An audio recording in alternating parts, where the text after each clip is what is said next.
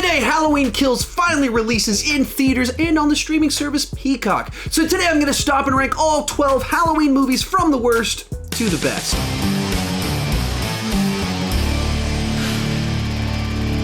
Hi, my name is Sean, and I love to talk about movies way too much. With that in mind, go ahead and join me down below in the comment section. Share your ranking of all 12 Halloween films. My list isn't the right list, it's just my list, and I would love to see yours. Over the last couple of months, I've actually been doing a pretty big deep dive into the Halloween franchise. I listened to an audiobook kind of talking about the making of each of the Halloween films, and I watched all the movies, plus all of their special features. So I'm actually very excited to finally be talking about all of these movies. One more thing before we get started, this video is brought to you by Audible. Get a free audiobook of your choice by signing up for a 30-day free trial of Audible at audibletrial.com/Sean Chandler. Since I like to read books with my ears, not my eyes, I've been a pretty massive fan of Audible for about 6 years now. The Making of Halloween audiobook I listened to prep for this video is called Taking Shape, Developing Halloween from Script to Scream. You can get either one of those books or any other book in their library for free by signing up for a free trial of Audible at audibletrial.com/Sean Chandler. And let's get started. Easily in last place, Halloween Resurrection, a terrible concept for a Halloween movie featuring possibly the worst imaginable conclusion to Laurie Strode's character arc. As a matter of fact, it was. Based off the intro alone, I probably would have put this movie in last place no matter what because it's simply too disrespectful to the franchise.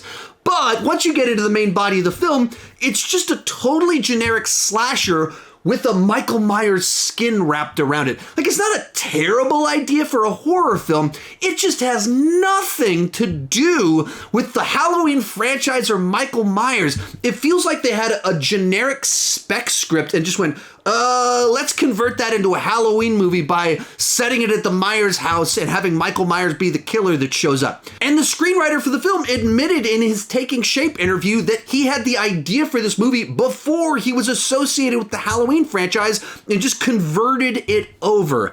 And then adding insult to injury, they kill off the star of this franchise in order to have these three idiots defeat Michael Myers. Give me a break. That's a bunch of malarkey. Like, Busta Rhymes literally beats up Michael Myers with karate he learned from watching movies.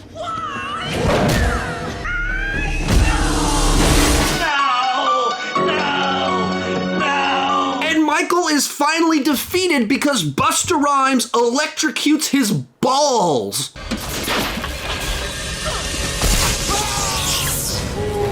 Stop it! Stop it!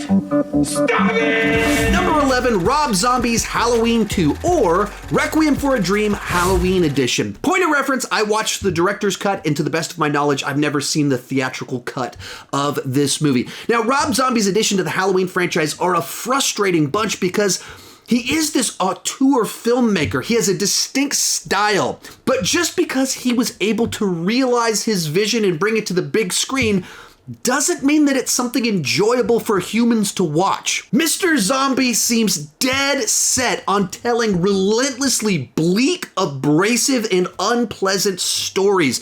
There's no relief, there's no let up, there's nothing remotely lighthearted. The movies are populated by awful people that do awful things and then suffer horribly. I mean, the movie kicks off with these EMT drivers discussing a naked underage girl's body, which was covered in blood because she'd been assaulted, and then the guy talks about banging corpses. This is followed immediately by them crashing into a cow that turns into hamburger meat, a guy's face turns into mush, and then Michael Myers cuts the face off the next guy. From there, it goes into Requiem for a Dream mode, where we follow the aftermath of the previous movie and see each of the characters follow on a path to their ultimate destruction. Laurie Strode is in full-blown meltdown mode from the very beginning of this movie all the way until the end. Loomis is turned into an insufferable egomaniac, and none of this feels like a natural extension of who his character was in the previous movie. While there's some great performances, in particular from Brad Dourif, and nice artistic flares and tonal consistency,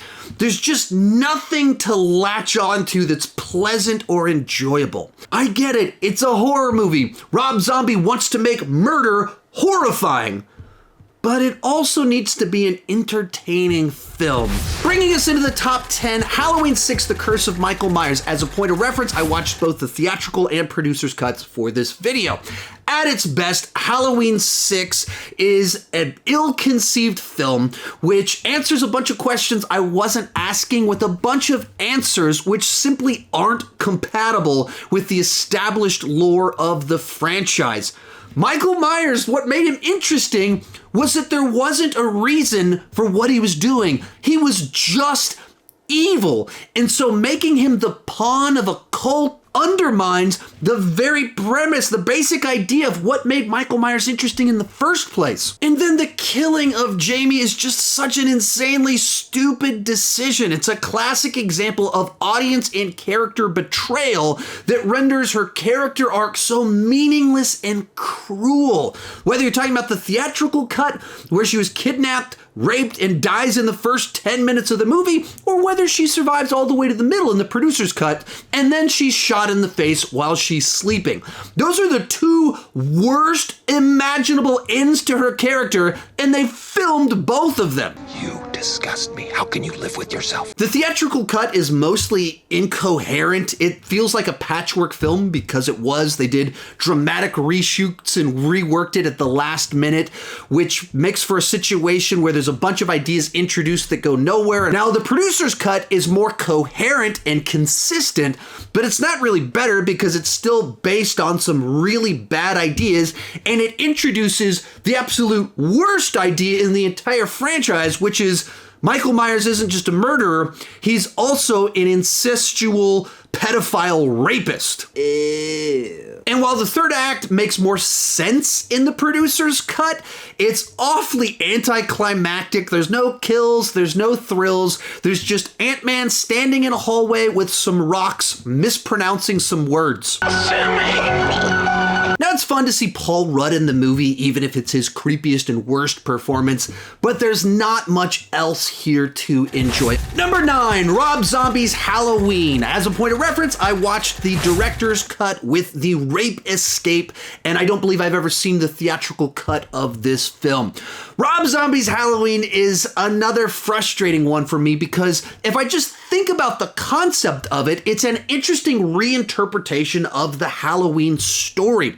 Whereas John Carpenter envisioned Michael Myers as just this shape embodying evil, Rob Zombie humanizes Michael Myers to a disturbing degree, which makes the story unsettling in all new ways. To his credit, Zombie takes the familiar story and does something very different with it. He tells a story that's tonally and thematically consistent, and things like, while it's a very bleak and dark story, he makes Loomis actually more optimistic because Loomis is still trying to save Michael in this version versus trying to kill him. But Zombie's characters and dialogue are so unbelievably nasty, crass, and unlikable. I mean, everyone is abrasive. Even when the Strodes are introduced as a totally normal suburban family, Laurie walks out and makes a sex joke to her mother while illustrating penetration with a bagel. That's how Mr. Zombie introduced Laurie Strode. Why? Add to that, there's an uncomfortable amount of flippant rape and sexual violence that just makes the movie feel gross. From the setup to the characterization to the kills, everything is brutal. So while I can respect many of Zombie's ideas and his consistency in his execution, I just find his movies so unpleasant that they're totally lacking in entertainment value. Next up, Halloween 5, The Revenge of Michael Myers, a movie that repeatedly subverts expectations almost exclusively at the movie's cost. Right off the bat, the movie basically tries to explain away Jamie's actions at the end of Halloween 4, thus instead of going down a new path, once again, Jamie's on the run from Michael Myers, who's trying to kill her. Why would they do this? That certainly subverted expectations, but it's not interesting whatsoever. Likewise, they kill off Rachel at the beginning of the movie. Very unexpected, replacing her with Tina. Not a great plan. Speaking of Tina, she's shallow, loud, and irritating. She has no discernible depth or meaningful motivations. She's clueless as to what's going on all around her, and as soon as she realizes Michael Myers is killing people, she gets killed off herself. And Loomis being driven to kind of madness by this point in time makes sense, perhaps, but he's made to be abusive towards a little girl. Because that's what heroes do. And then the cliffhanger, the thorn tattoos, the man in black potentially could have led to something cool if they had had a plan for it. Unfortunately, they didn't, and so it feels like none of that actually pays off. You know, while I complained a lot about it, it does still have a lot of the classic Halloween elements that you want. I prayed that he would burn in hell, but in my heart, I knew that hell would not have him. So a lot of it is still kind of fun to watch Michael Myers do his thing, but just a real disappointing follow-up to Halloween 4. Number 7, Halloween 3, The Season of the Witch. One of the most unusual sequels of all time, and pretty difficult to rank on this list for the obvious reason that it's not like the others. One of these things is not like the other. After part 2, they wanted to change the franchise into an anthology series. It's a bold strategy, Cotton. Let's see if it pays off for them. So we get this witchcraft technology version of Invasion of the Body Snatchers, which not only does it not continue any of the plot lines of the previous 2 films, it's not really even in the same genre. This is much more a paranoia thriller with some sci-fi elements as well as witchcraft built into it. And if you just evaluate it on its own merits, it's a kind of interesting, fun little 80s horror film. As an addition to the Halloween franchise, it is a bizarre misstep. I take no responsibility for Halloween 3. The decision not to use the Michael Myers character was stupid. Where they totally misread the audience and what they would want from their franchise, and they essentially set this movie up for failure. For me, I prefer slasher films to this kind of genre of horror, but this does what it's going for fairly well. Then we have Halloween 4, The Return of Michael Myers. The first film in the Thorn trilogy is an effective enough addition to this franchise if you could accept 3 things. First off, that Loomis and Michael survived the explosion at the end of Halloween 2. Second, that they killed Laurie Strode off in a car accident off screen. I don't tend to like it when movies do that. 3, that the entire franchise revolves around the Laurie Michael twist at the end of Halloween 2, and thus Michael is forever out to kill his relatives. In a lot of ways, this movie plays it safe and copies the formula of the original film, and I'm okay with that. Michael Myers once again escapes, returns to Haddonfield with Loomis in pursuit. But the big difference here is the city of Haddonfield has changed. People remember the Night of Terror from 10 years earlier. Thus, the sheriff believes Loomis. Mobs form to try and take out Michael Myers. I actually really appreciate the mob both kills the wrong person, but also kind of saves the day at the end of the film. Makes for a movie that's not less tension-based and more action-based, but I'm okay with that kind of change of pace for the franchise. Likewise, you get a great final reveal with Jamie in the costume attacking someone and Loomis freaking out. I kind of debated putting this one or 2 spots up higher on this list, but a couple things held me back from doing that. First off, killing Laurie Strode off screen. And second, that part 5 essentially rendered the final moments of this movie meaningless. In 5th place, Halloween Kills, a frustrating mix of good ideas, gnarly kills, and bad execution. Now, this is a movie that tones down the suspense, but cranks up the murder, mayhem, and carnage. And for the most part, I'm okay with that. This movie delivers a huge body count. Beyond that, I appreciated that they brought back a bunch of surviving characters from Halloween 78. Likewise, being out for revenge in this film, it gave the city of Haddonfield a sense of history and connection to one another. And then when the plot kind of was about this mob forming to get Michael Myers and the city just descending into chaos and mayhem. I thought that was a good direction to kind of take the franchise, but I think there's also a bunch of problems with the story here. A lot of it boiling down to the fact that this is the middle chapter of a trilogy, and they didn't give this movie a clear narrative focus. It wasn't obvious why this story need to be told. And the other big gigantic problem here is that in order for Michael Myers to survive so we can have a third film, they just gave him way too much plot armor. Both because characters repeatedly make unbelievably stupid decisions that allow Michael to continue killing people, as well as because even when Michael Myers does get beaten and shot, he just gets right back up. There's no apparent rules governing Michael's power set. It just feels like the writers were cheating all along the way, and it's just so frustrating because I enjoyed so much of this film,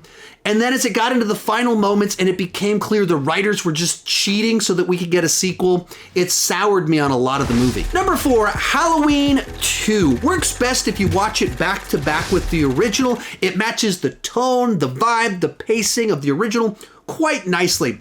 Loomis, as always, is fun, but here he's even more panicked as he's trying to stop Michael and figure out what's happening or if he's really dead. And while I don't find the movie to have nearly as much tension or as good of an environment, it amps up the gore and the body count to kind of compensate on the entertainment value. Now, there are some problems here. Laurie Strode spends pretty much the entire movie in a hospital bed, drugged, and then the plot twist feels like it just comes out of nowhere. It wasn't set up at all in the original film, and so in the decades past, John Carpenter has openly criticized that twist that he came up with. But this is kind of an interesting one because it feels like the fandom and history have been kinder to this film than the creators of the original. I can imagine my dismay when the script came back to me and I read it.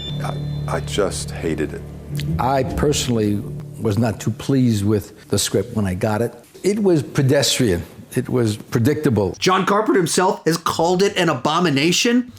But looking back with the advantage of hindsight, it really is a nice extension of the original film that's very compatible with it. Real quick before I give you my top 3, remember to comment down below with your ranking of the Halloween franchise.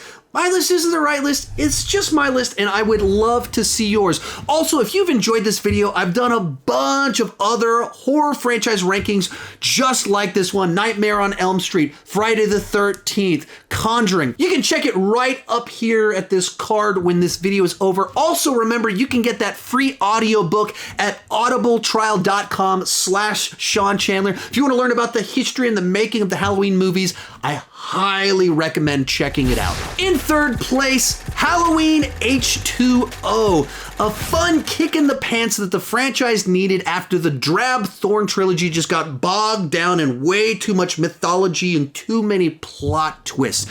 It provides the Laurie Strode, Michael Myers showdown that just felt right. Now, because Kevin Williamson was involved in the development of the script, you can feel the screamification of the Halloween franchise here. But given that I love the movie Scream, I don't really mind that all that much as long as the lore and the story feel right. And to me, the story and lore felt right. And it delivers a lot of actually really tense sequences, in particular one where Michael Myers first shows up and the teenagers realize that he's there and they're running away and they're trying to use their keys and escape.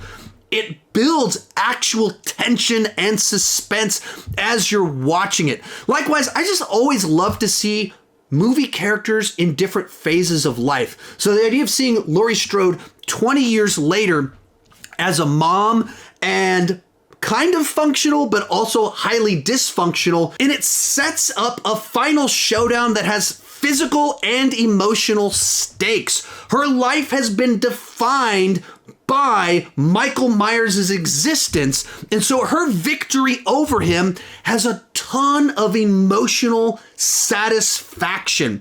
And after a series of sequels that ended with cliffhangers, there's just some cathartic release in having such a definitive ending where Laurie Strode cuts off Michael Myers' head. You did it! Congratulations! Until you see the beginning of the next movie that undoes everything satisfying and cathartic about this movie. You've made a huge mistake.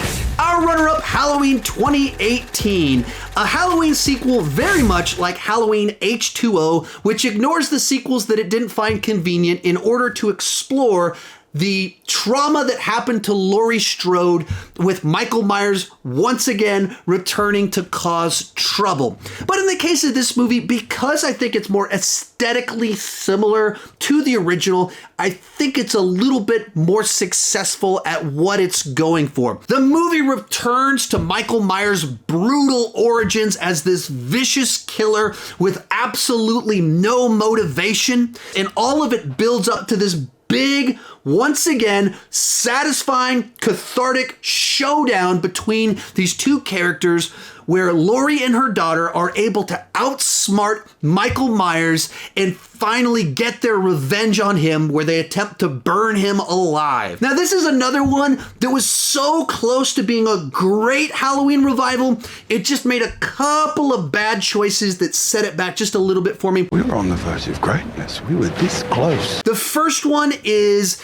the inclusion of some poorly placed humor, where they put some jokes in during the middle of tense sequences, and it just broke the tension in all the wrong ways. Second one was the new Loomis character, who at first I just thought was a bad copy of Loomis, and then when we got to the second half of the film where they do the big plot twist and reveal, I just thought it was an incredibly stupid plot device to drive the story forward, and I wish they'd come up with something better than that. But besides that, to me, this was the best Halloween film since the original. But of course, in first place is John Carpenter's Halloween.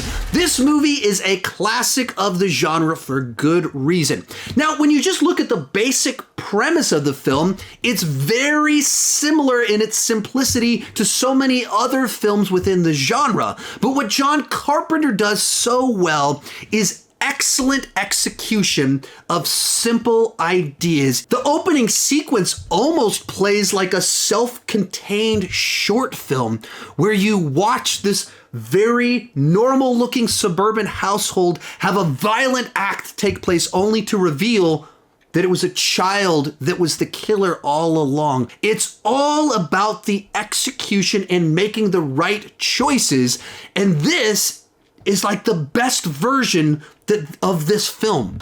It's all the little details that make things work. Loomis is this strangely charismatic character that while Michael doesn't reveal much of anything about himself, Loomis reveals all that information about him for the audience. And while, like I said, Michael doesn't say anything, there's all these little strange quirks about him that make him interesting. It's that 1-2 punch of the just creepiness of Michael as a stalker with Loomis selling the urgent danger with all these eloquent phrases and speeches. It just works. And then, of course, tying it all together is the classic Halloween music that, once again, is simplistic, but it's perfect for setting the mood for this story. It's a simple, straightforward story told with excellence by John Carpenter. That's why it's one of the iconic films of the genre. That's why it launched 1,000 copycats, and that's, of course, why it comes in at number 1. If you enjoyed this video, you can check out the rest of my horror franchise rankings right over there. Nightmare on Elm Street, Friday the 13th, The Purge, The Conjuring, Insidious, Scream, all of them right over there, plus much, much more. Also, you can get that free audiobook at that link down below in the description. Thank you so much for watching, and keep talking movies too much.